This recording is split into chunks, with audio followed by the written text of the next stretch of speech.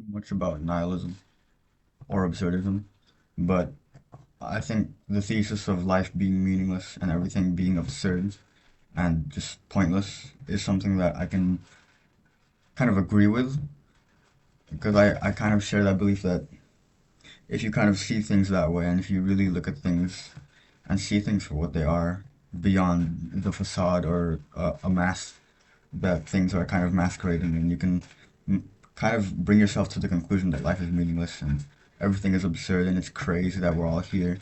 And so just acknowledging that being here and the whole human experience, how insane it really is, when you boil it down, it can just mean nothing. But I think that from a more stoicism-ish, stoic perspective, you can kind of look at it like um, the meaning has to come from yourself, and you can have um, all these unfortunate events thrown at you, all these hardships thrown at you, and still make it out alive and still make a meaning out of all of that if you just decide to learn from it or if you decide to look at it in a positive light.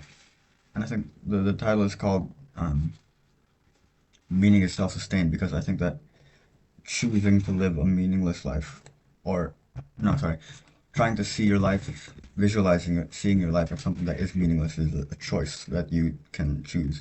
And I don't think it's something you can objectively say. So your own subjective truth and your own subjective reality is something that you can decide for yourself to be what your current beliefs are. And I think that to sustain meaning, it's something that only you can sustain. That's why it's called self-sustained. And I think that being able to have meaning in your life constantly, no matter what is happening out there, because you have obviously your external and internal world. Your external world could be completely going into shit, or things could be falling apart. But if you have the mind of someone who has fortitude, or who has the capability to withstand all of that, then that's the meaning that you make out of it. And it's easy advice to tell someone to look at the positive side of things when they're going through something negative. And it's easy to just say, look at the bright side. It almost sounds like lazy advice, but I think that is true to some extent because I don't even need to explain. I think it's already self-explanatory why that's a good thing. But it's cheesy because when you're in the midst of something difficult, it's even if you do look at the bright side or thing of things, then it doesn't really do anything. And oftentimes you can't even find it. You can just be in a total like shithole and feel like that's just what your life is now. And I think at certain times in my own life, I felt that. I felt that nothing is going anywhere and there's no progress being made to the things that I want. I'm not doing the things that I want. But as soon as I realized that I am the most important deciding factor of how content I am, how grateful I am, and how present I am, and all these other things, it's that you are in control of your own emotions and your own outlook on life. And I think someone someone like who I used to be and me in my past who just kind of glorifies this kind of sadness and tells them that they're just depressed or something like that. I used to do that. I used to think that maybe I'm just a downer, maybe I'm just a sad person who's always blue. But I've kind of grown from that and I've realized that the only reason why I was in that kind of emotion, why I was in that emotional headspace is because I was putting myself there. It almost was like I was in my own prison cell.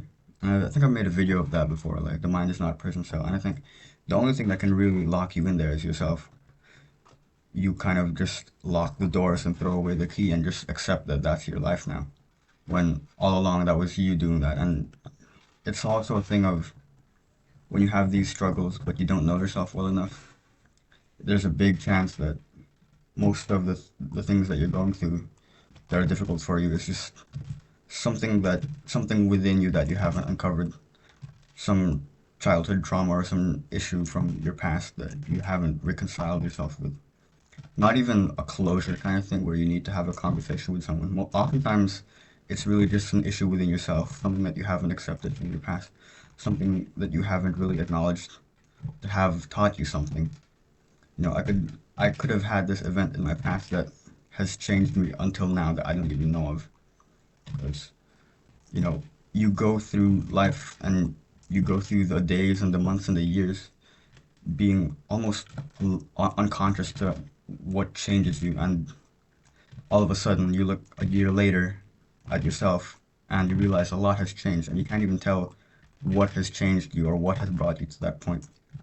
But I think a big part of healing is kind of looking back and realizing what it was that brought you here, and whether that is good or bad, especially if it's something that has changed you negatively, you think, then that's something that you need to just talk to yourself about in the way that you are comfortable uncovering that, journaling, just ruminating, talking to yourself, talking to a friend, opening up.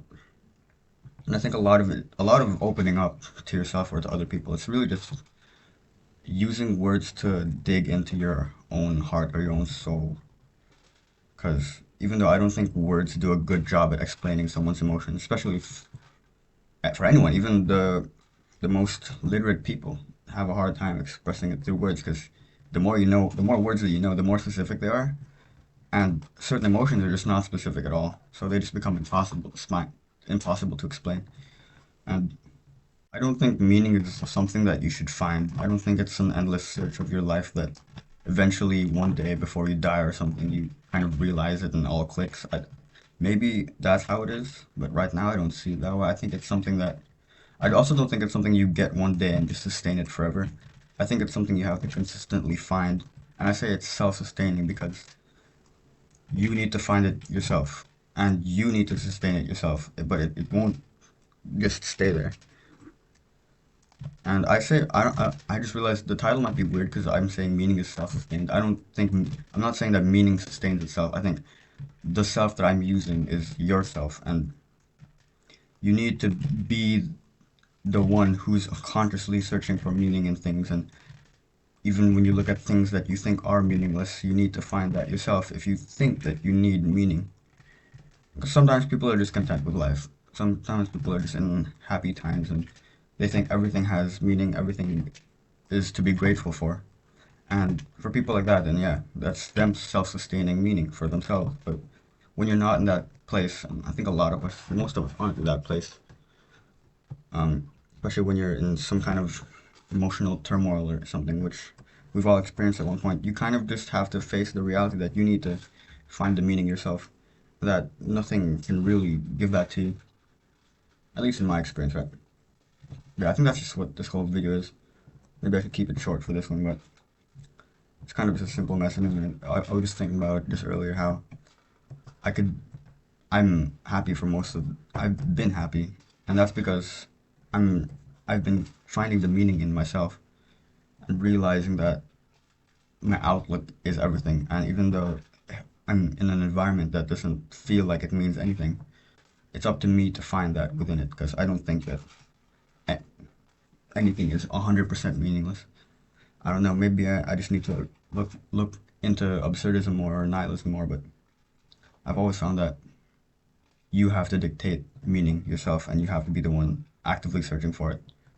And from that, you'll be content. And just with the idea of knowing that there is meaning out there and that maybe you have found it, maybe you've touched it, maybe you've had a glimpse of it. And that should be enough to just keep searching and keep sustaining meaning for yourself, knowing that it's always going to be there, no matter what happens. And that's about it. That's all I wanted to say. So, yeah, I will see you in the next video.